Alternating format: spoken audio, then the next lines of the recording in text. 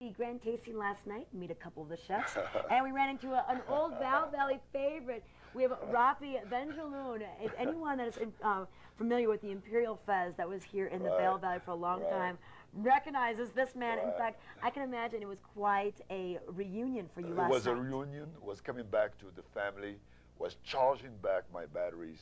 Because to me, living up here, you know, in my old days, when I was living here, it was like living in the hands of God, living in paradise, earthly paradise. Well, tell us your history. When were you here, and what brought you to the Vail Valley?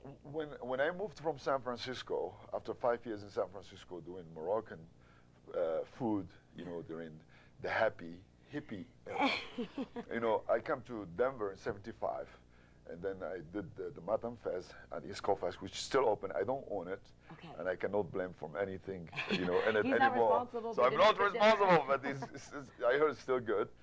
And so anyway, so I come up here because everybody was coming, visiting us, either coming from somewhere up to the mountains, or after they come up to the mountains, they say, oh, Rafi, the Moroccan food, so on and so forth. So we said, we're going to go up to them. So we come up here.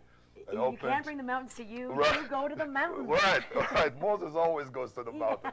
So we come up here and we opened the Matam Fez, which I changed after I sold the three, the one in Colorado Springs, Denver, and Boulder. We changed it to Imperial Fez, just so that what I do, you know, will have only my own cliche and so on and so forth. And what they do, which also still good, you know, will be theirs. And people cannot say, oh, we went to your restaurant, it was different than what you do. So I had to do that. So Imperial Fest was quite a success here. And we were not just a restaurant. We were also part of this community. We loved it. This is the first time I felt in my life in America, after living in America for 36 years, that truly I was living back home in Fez, in the old Medina. With the small community. Thank you. Yes. The small community, that bonding, the synergy, and above all, the beauty of it is when the shoulder season comes, everybody's supporting everybody. Everybody is like everybody's brother, sister, aunt. We babysitting. My wife used to babysit for people. People used to babysit for us. Yes. And that's, you will not find that in big cities. And Rafi, when you were here, it was, you know, really the smaller days of Vail, about 5,000 people you'd mentioned last night. Right. The community had 5,000 people. We all know one another. And Gerald Ford was the nucleus, of course, with the Vail Valley Foundation. And John Granzi, who's now the CEO, God bless him. I missed him yesterday. And I missed also seeing Vicky, his wife, she was there. I mean, that man was awesome. John Granzi, you know, with the Vail Valley Foundation. And also with Vail Valley Foundation, when I was here, we used to do events under the tent for the Ski Classic or any. Bring the food in. We'll bring the food in, and I was very involved also bringing the restaurant community together. Like myself and my host chef, Rick Kangas, we were the first people to start the Vail Valley Taste of Vail. Oh, and that is such a great event. Wow. It was awesome. It was awesome. It was down to earth. Remind me what really food gathering should be about, that one. But this one that I came to in Beaver Creek outdid it all. Well, and you know what? You have come back to the Valley as a guest. You're a guest chef because you've moved to Atlanta.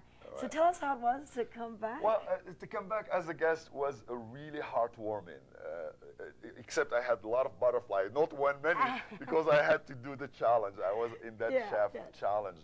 And thank God, of course, I won. You won it. And I won it. And today we're going to fix the dish that won. Oh, good. So we get to try it. Okay, perfect. And besides, you know, just winning that, I didn't just win a competition. I won a trip back to Vail on Beaver Creek. Okay, so when Tony came and said, well, Rafi, you have won a 4 nights at Beaver Creek and limo pickup and this and that. That's great. You're like, perfect.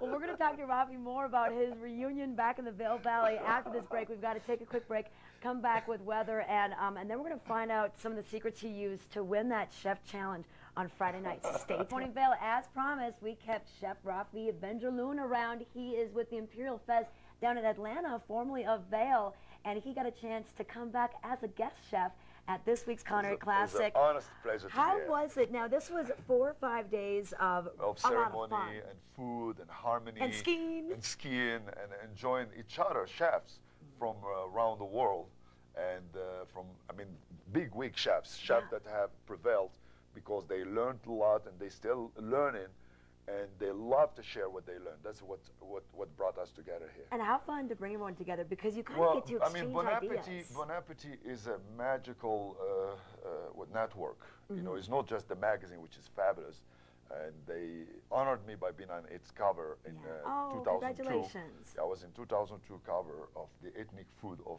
USA or the world.